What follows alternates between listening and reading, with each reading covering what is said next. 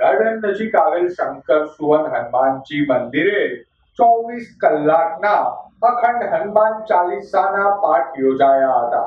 दायक फलचारी बुद्धिहीन तनु जानिके सुमिरो पवन कुमार बलबुद्धि विद्या हे होई